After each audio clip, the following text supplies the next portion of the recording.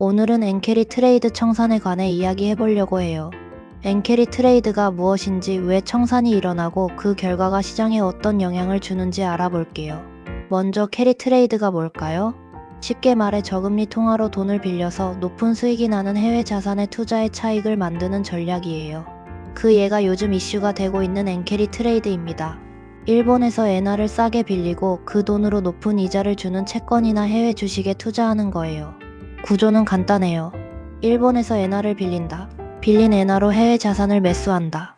수익 발생 시 환전해서 이익을 실현하는 거죠. 투자자 입장에선 들고만 있어도 돈이 된다고 느끼는 상태죠.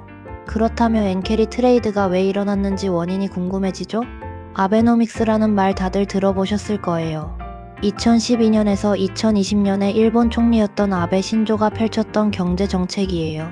크게 세 가지 핵심 정책이 있었는데 그중 금융 정책이 엔캐리 트레이드의 발단의 원인이라고 볼 수 있어요.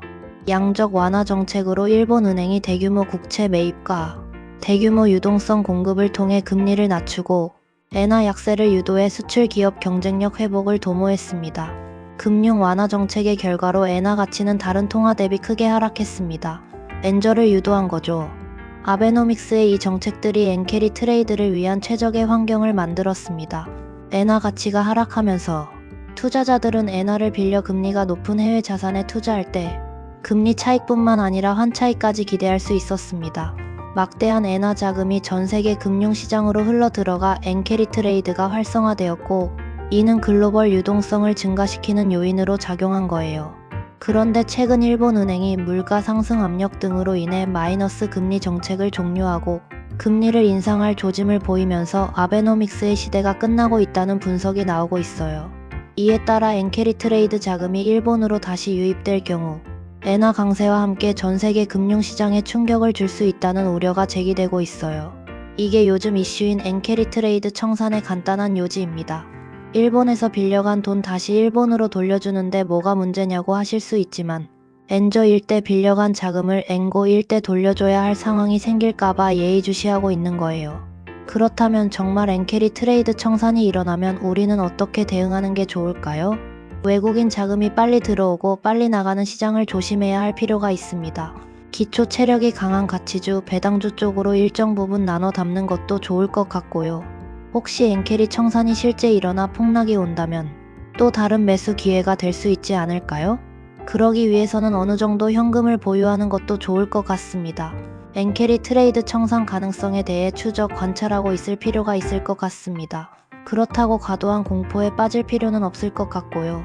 일본 은행은 급격한 금리 인상을 절대 의도하지 않으며 지금도 완화적 기조 유지를 공식적으로 분명하게 밝히고 있습니다. 따라서 금리차 축소는 느리게 진행될 전망이에요. 또한 캐리 트레이드가 한 번에 붕괴할 조건은 아닙니다. 엔캐리 자금은 다층적 구조로 단순한 고금리 투자 자금뿐 아니라 환해지 포지션, 기업의 해외 투자 구조, 보험사형 기금의 글로벌 포트폴리오가 복합적으로 얽혀 있습니다. 전부가 일시에 회수되는 형태는 구조적으로 어렵습니다.